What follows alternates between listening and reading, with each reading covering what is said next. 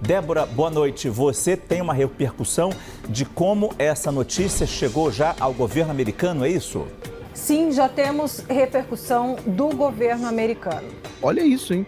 Os Estados Unidos condenam a ordem de Moraes que impõe prisão domiciliar a Bolsonaro e responsabilizarão todos aqueles que auxiliarem e forem cúmplices da conduta sancionada. Ou seja, todas as pessoas... Ministros, autoridades... Inclusive o gabinete do Alexandre de Moraes. Inclusive o gabinete, claro.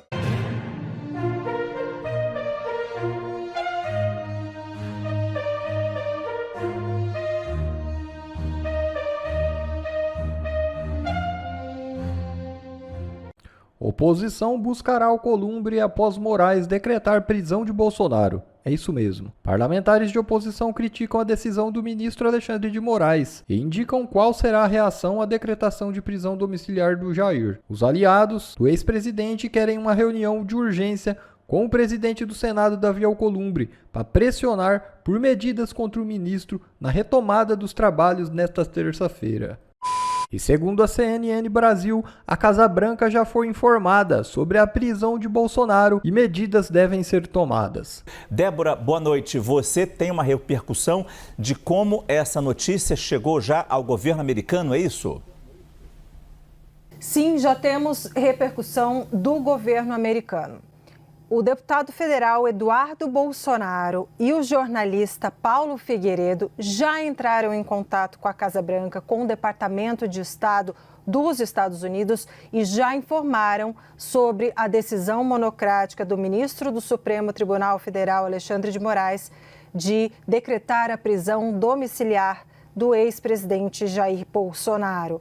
Quando eu perguntei, então, qual foi a reação quando eles informaram as autoridades americanas, a resposta que eu obtive foi: olha, as autoridades do governo americano com as quais conversamos não demonstraram surpresa com a decisão. Isso quem me disse são palavras do jornalista Paulo Figueiredo, que tem ali um canal muito azeitado na Casa Branca. E aí eu perguntei se eles vão trabalhar, se eles esperam que haja novas sanções a autoridades brasileiras ou ao governo brasileiro.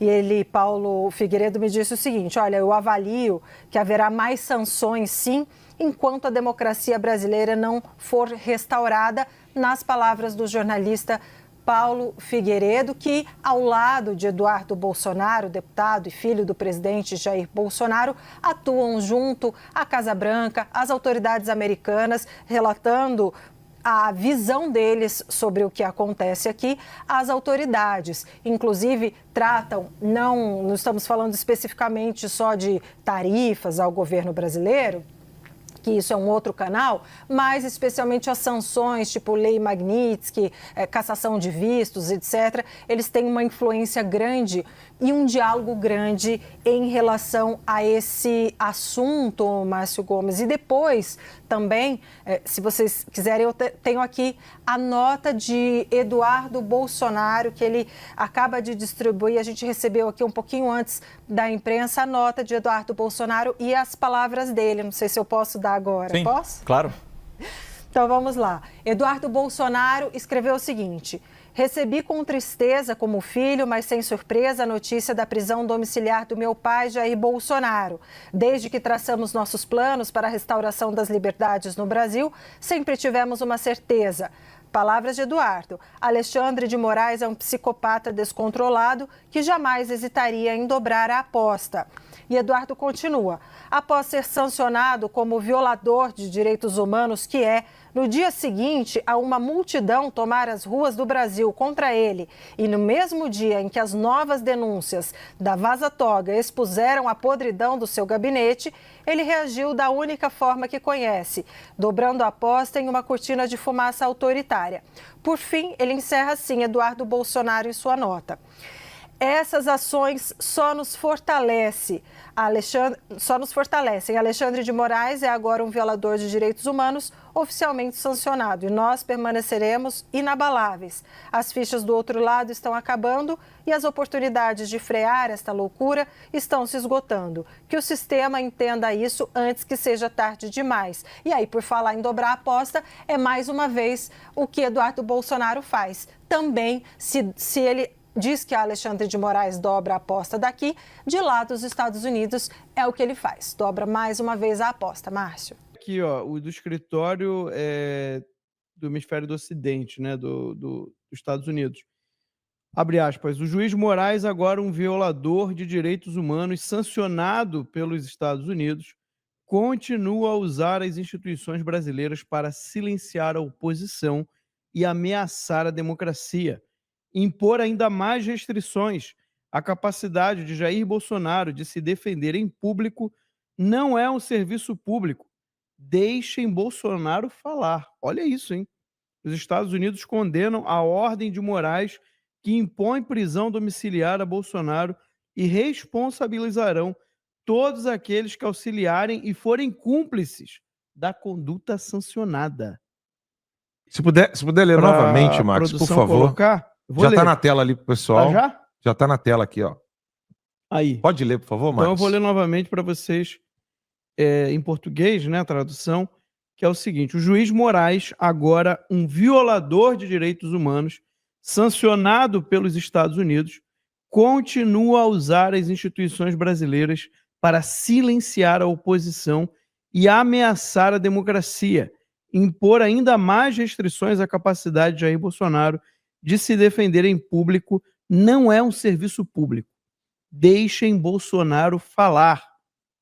Os Estados Unidos condenam a ordem de Moraes, pode voltar ali, os Estados Unidos condenam a ordem de Moraes que impõe prisão domiciliar a Bolsonaro e responsabilizarão todos aqueles que auxiliarem e forem cúmplices da conduta sancionada. Então, como é que é o final, claro. então? Como é que é o final? Está muito claro. Os Estados Unidos condenam a ordem de Moraes que impõe prisão domiciliar a Bolsonaro e responsabilizarão todos aqueles que auxiliarem e forem cúmplices da conduta sancionada. Ou seja, todas as pessoas que... Ministros, autoridades... Inclusive o gabinete do Alexandre de Moraes. Inclusive o gabinete, claro. Porque isso é o que está em jogo. A gente já está aqui já com o Dr. Jeffrey Cecchini. Boa noite, Dr. Jeffrey Cecchini. Boa noite, meu irmão. É triste falar boa noite, né? Porque acaba sendo o costume, mas é uma noite triste, né? Uma noite cruel, onde se consolida cada vez mais a tirania. E eu estou vendo gente comum fazendo o que os políticos deveriam estar fazendo e estão parados. Alan, muito triste. Primeiro eu quero pedir desculpa. Acho que o chat, o pessoal viu que eu apareci e de repente caí.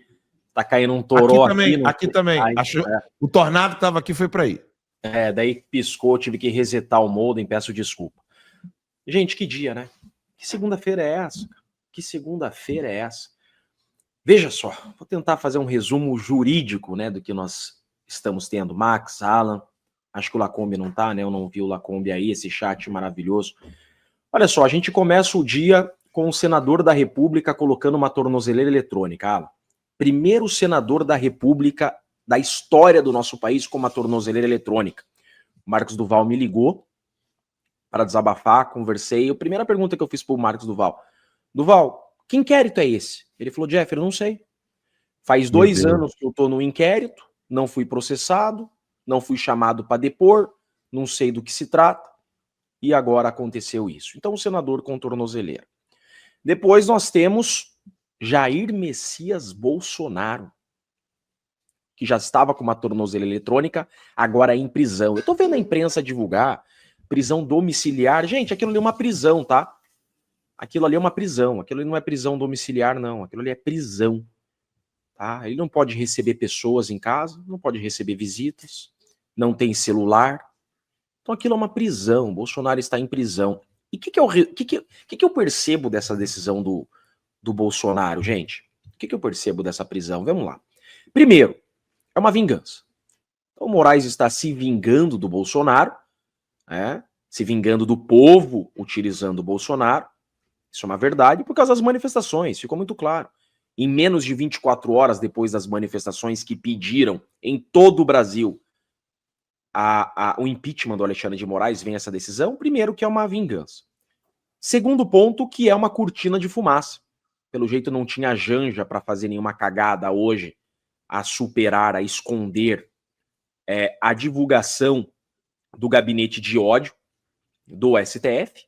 E terceiro ponto, e esse é o mais triste, mas é uma realidade, falo agora como advogado que está no processo, a sentença do Bolsonaro está pronta. Então o processo já chegou ao fim, as alegações finais já foram apresentadas e a sentença já está pronta. O que o Alexandre de Moraes deve ter pensado? Eu já estou condenando o Bolsonaro mesmo. Já uno a fome com a vontade de comer. Já me vingo do Bolsonaro pelas manifestações de ontem. Já crio uma cortina de fumaça por essas mensagens vazadas do Tagliaferro. E já começo o cumprimento da pena, porque a sentença já está pronta mesmo. Só falta ser publicada. Então ele matou 3 coelhos com uma porrada só, Alan, Max. Foi isso que aconteceu hoje. Infelizmente, a sentença condenatória do Bolsonaro já é uma certeza.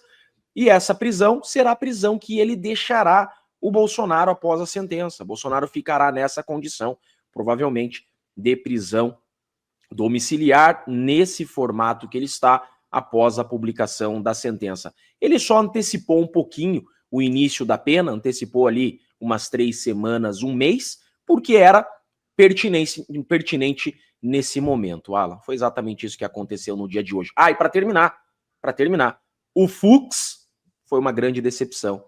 Negou prisão domiciliar para o Daniel Silveira, que é um preso político também. Nós temos já um deputado federal, vários deputados, né? Mas um deputado federal preso por crime de opinião, um ex-presidente da República preso por suposta cogitação de golpe, e nós temos um senador com tornozeleira eletrônica por crime de opinião.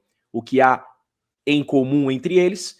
Nenhum condenado por crime de corrupção, nenhum deles foi encontrado com dinheiro na cueca. Exatamente, doutor Chiquini. E o que me chama a atenção é isso que o senhor estava explicando agora, que era uma dúvida que eu tinha, ou seja, o formato de prisão domiciliar não tem essa regra de que a pessoa não pode ter celular, né, de que a pessoa não pode receber visita, né? Como é que é? Como é que seria uma prisão domiciliar normal? Funciona assim, ó. Tem 2 tipos de prisão domiciliar, tá? Tem o recolhimento domiciliar como medida cautelar e tem a prisão domiciliar por questão de saúde.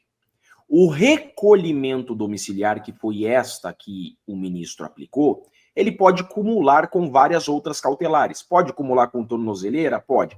Acontece que isso está previsto, Max, no artigo 319 do Código de Processo Penal. Isso eu venho denunciando. O Alexandre de Moraes, é muito sério isso que eu vou falar agora, juridicamente é muito importante que o Brasil entenda isso. Essas cautelares restritivas da liberdade, ela tem 2 tipos. Ou a prisão preventiva, que é uma prisão total, manda para penitenciária, ou eu restringo a liberdade. Vocês estão me vendo? Produção, não mexe não. Isso, a produção deve ter tirado sem querer. Vai lá, pode continuar. Tem 2 formas. Então, ou você tem a prisão preventiva, que é a prisão total, manda para penitenciária, ou você tem a restrição da liberdade, que está lá no artigo 319. Eu posso restringir a liberdade de várias formas. Só que esse artigo 319, desculpa ser técnico, mas acho que é muito importante, o momento pede isso, tá? Esse artigo 319 que admite essa restrição da liberdade sem prisão, eu restringo a liberdade, mas não jogo na cadeia, tem vários tipos, ele dá várias formas. Tornozeleira, recolhimento domiciliar, não falar com determinadas pessoas, não frequentar determinados locais. Ele tem várias formas, vários incisos, várias possibilidades é o termo, tá? O que acontece? O ministro Alexandre de Moraes, ele vem inovando. Então ele cria possibilidades. Só que desde que houve essa alteração no Código de Processo Penal, criando essas cautelares, porque antes era assim, ou deixava em liberdade ou prisão preventiva. Então vem uma inovação na legislação e dá essa possibilidade. Então não deixa solto por inteiro e não joga na penitenciária. Restringe a liberdade, tá? Quando o código cria essas possibilidades, era pacífico que o juiz não podia criar possibilidades. Então ele tinha que escolher uma daqueles rolos. Tá ali o cardápio. O cardápio tá ali, ele tem que escolher algumas do cardápio. Ele não pode criar cardápio. A gente chama de rol taxativo. O rol tá ali. e não exemplificativo. Isso sempre foi assim. O Alexandre de Moraes, veja, a Suprema Corte do Brasil passou a criar cardápio. Então isso nunca foi. Então, Max, o erro está aqui também, né? Além de não poder esse caso estar no STF, esse caso não poderia estar no STF, além de não ter crime, tá? Então, além de tudo isso, ele está criando possibilidades que não podia. Tem casos famosos no Brasil de juiz que, por exemplo, proibiu o preso de ir na igreja.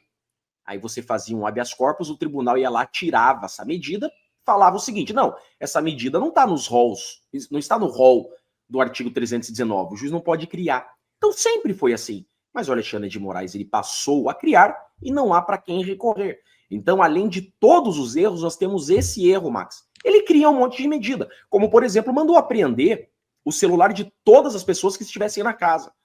Então, desde 2008, isso não é possível. Teve uma decisão de uma juíza no Rio de Janeiro, daí que nasceu esse caso, uma decisão de uma juíza no Rio de Janeiro que mandou fazer busca e apreensão em todas as casas de uma determinada comunidade.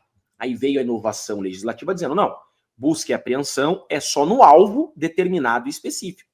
Então, tanto que, eu como advogado criminalista já acompanhei várias buscas e apreensões. Então, chega a polícia para cumprir uma busca e apreensão, você mostra, não, esse celular é da minha esposa, não apreende. Esse celular é da minha filha, não apreende. Esse celular é meu, apreende. Esse celular a gente não sabe de quem é, apreende também. Então, essa ordem do Alexandre de Moraes de apreende todos os celulares também é um retrocesso, é uma violação à lei. Então, assim, gente, eu falo para vocês aqui, não é bravata, não é discurso político, eu estou falando como um professor de processo penal.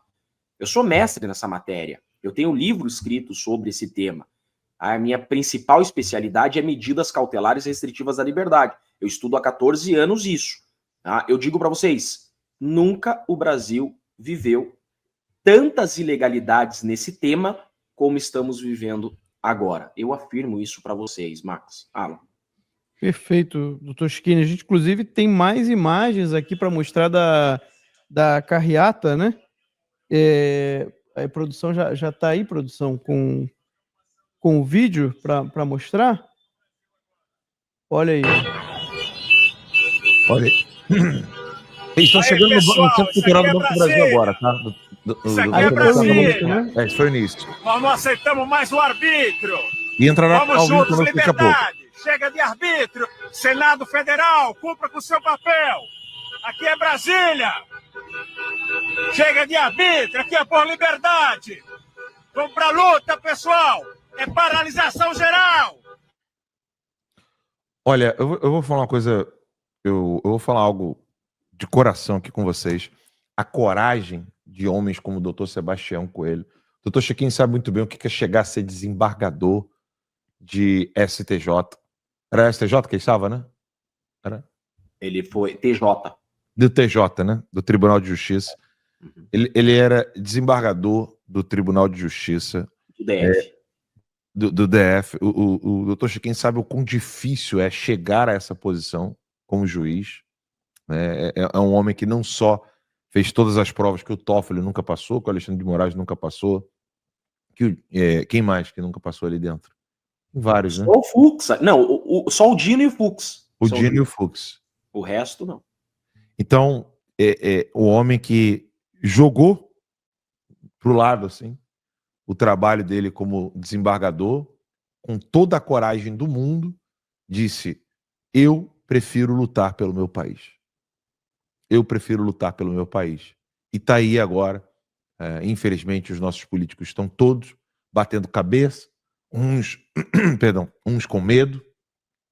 E eu digo, eu não estou condenando o medo, é normal ter medo. O problema é tentar impedir algo que vai acontecer de qualquer jeito, então vale mais a pena você lutar do que ficar acovardado. Não vai adiantar o medo agora. Não vai adiantar. Então agora é hora de parar o Brasil. O Brasil precisa parar. Nós precisamos mostrar às outras pessoas que estão dormindo o que está acontecendo com o Brasil. Então o que o doutor Sebastião Coelho está fazendo em Brasília, nesse exato momento, ele estará conosco daqui a pouco. Ele falou aqui, ó, voltou. Daqui a pouco ele vai estar conosco aqui. E o Chiquinho também daqui a pouquinho vai ter que sair, né? Porque ele vai entrar na comunidade dele.